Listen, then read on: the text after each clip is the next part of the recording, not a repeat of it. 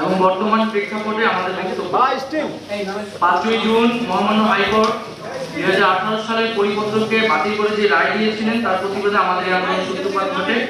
গত 1 জুলাই থেকে বৈষম্য বিরোধী ছাত্র আন্দোলনের অথবা স্টুডেন্ট এগেইনস্ট ডিসক্রিমিনেশনের ব্যানারে সারা দেশে কোটা সংস্কারের দাবিতে আমরা দুর্বার আন্দোলন গড়ে তুলি। আমাদের উদ্দেশ্য ছিল কোটা সংস্কারের মাধ্যমে দুর্নীতিমুক্ত মেধাভিত্তিক একটি নিরপেক্ষ আন্দোলন গঠন করা, যা একটি সমৃদ্ধ বাংলাদেশ গড়ে তুলতে সহায়ক হবে।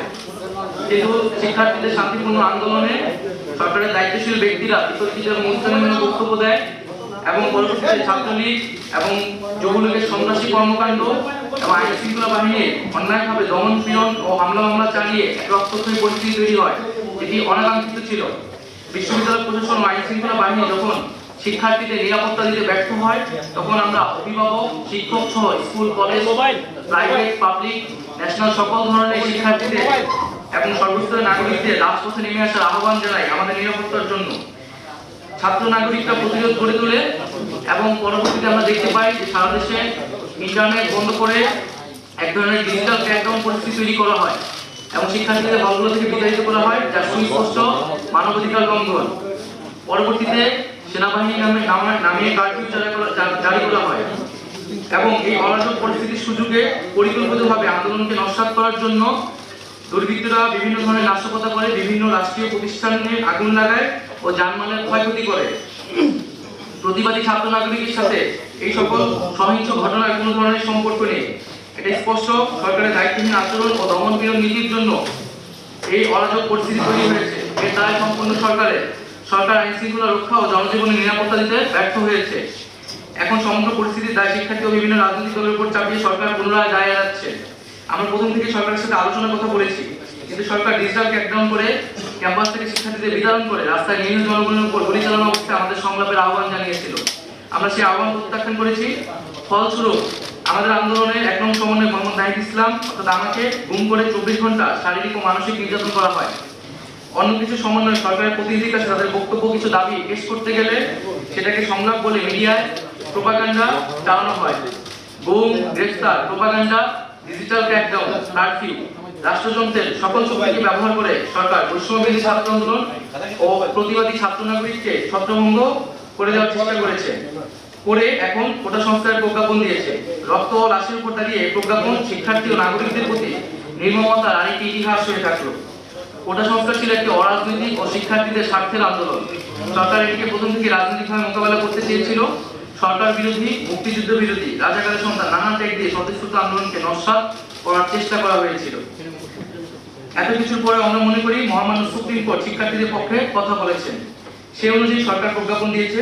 কিন্তু আমরা সুস্পষ্টভাবে বলতে চাই, কোটা ব্যবস্থার অন্যতম প্রধান স্টেক হোল্ডার হচ্ছে আন্দোলনরত শিক্ষার্থীরা এবং পাশাপাশি অন্যান্য কোটা যারা প্রায় তারাও এই কোটা ব্যবস্থার একটি স্টেক হোল্ডার একজন।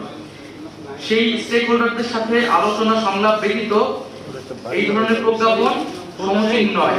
আমরা চেয়েছিলাম একটি সংলাপের মাধ্যমে সকল পক্ষের সম্মতির ভিত্তিতে একটি প্রজ্ঞাপন হবে, যাতে নতুন করে আর কখনো সমস্যা তৈরি না হয়।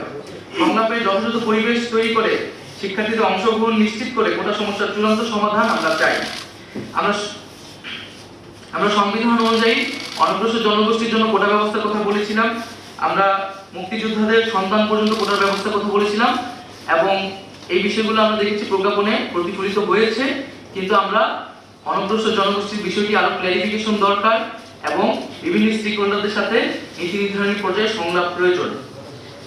তবে সরকার চাইলে যে কোনো মুহূর্তে কোটা পরিবর্তন করতে পারে। তাই কোটা ব্যবস্থার সুষ্ঠু বাস্তবায়ন, ব্যবস্থাপনা ও তদারকির জন্য একটি স্বাধীন কমিশন গঠন করতে হবে, যেখানে প্রাসঙ্গিক অংশীদারদের প্রতিনিধিত্ব থাকবে। কোটার যে কোনো পরিবর্তন কমিশনের সুপারিশ সাপেক্ষে হতে হবে।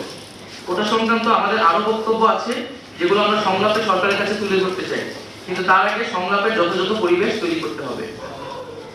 গত কয়েক সপ্তাহে রক্তক্ষয়ী পরিস্থিতিতে সারা দেশে কয়েক শত ছাত্র নাগরিক শহীদ হয়েছে এবং কয়েক হাজার লোক আহত হয়েছে। হতাহতের সঠিক সংখ্যা এখনো পাওয়া যায়নি। অনেক বাবা এখনো সন্তানের লাশ খুঁজে বেড়াচ্ছে। এত রক্তের উপর দাঁড়িয়ে আমরা কোটা সংস্কার চাই না। আমরা সকল হতাহতের বিচার চাই। আমাদের আহ্বানে সকল শিক্ষার্থী এবং নাগরিকরা রাজপথে নেমেছিল। আমরা জনগণের কাছে বলতে চাই যে আমরা জনগণের সাথে আছি। আমাদের চূড়ান্ত দাবি ক্যাম্পাসগুলো খুলে সকলের সাথে আলোচনা করে আমরা জাতির সামনে পেশ করতে চাই। আমরা এখন নিরাপত্তাহীনতায় আছি। আমাদের বাসায় পুলিশ, ডিবি এবং গোয়েন্দা সংস্থার বিভিন্ন লোক যাচ্ছে, সারা দেশে নির্বিচারে মানুষকে গ্রেফতার করা হচ্ছে। আমরা এই পরিস্থিতির অবসান চাই। নিরাপত্তা বাহিনীর কাছে আমাদের আহ্বান থাকবে, ছাত্র জনতার মুখোমুখি আর দাঁড়াবেন না, আর একটি গুলিও যাতে কাউকে হত্যার উদ্দেশ্যে না ছোড়া হয়। এবং আমরা স্পষ্ট করে বলতে চাই, সারা দেশে যে সকল মানুষেরা শহীদ হয়েছে, আহত হয়েছে, আমরা তাদের পাশে আছি, শেষ পর্যন্ত থাকবো।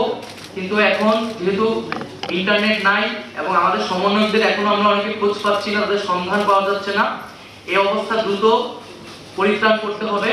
আমরা সকল সমন্বয়কদের নিয়ে এবং আন্দোলনকারী বিভিন্ন বিশ্ববিদ্যালয়ের শিক্ষার্থীদের নিয়ে জনমতের ভিত্তিতে আমাদের আরো কিছু দাবি দেওয়া আছে এবং এই দাবি দেওয়াগুলো নিয়ে আপনাদের মধ্যে নানা ধরনের বিভ্রান্তি হয়েছে আমরা শুনতে পেয়েছি। সেটা যোগাযোগহীনতার কারণে হয়েছে। আমাদের নিরাপত্তা এবং যোগাযোগ ব্যবস্থা নিশ্চিত করলে আমরা সুস্পষ্টভাবে সেই দাবিগুলা সকলের সামনে পেশ করব।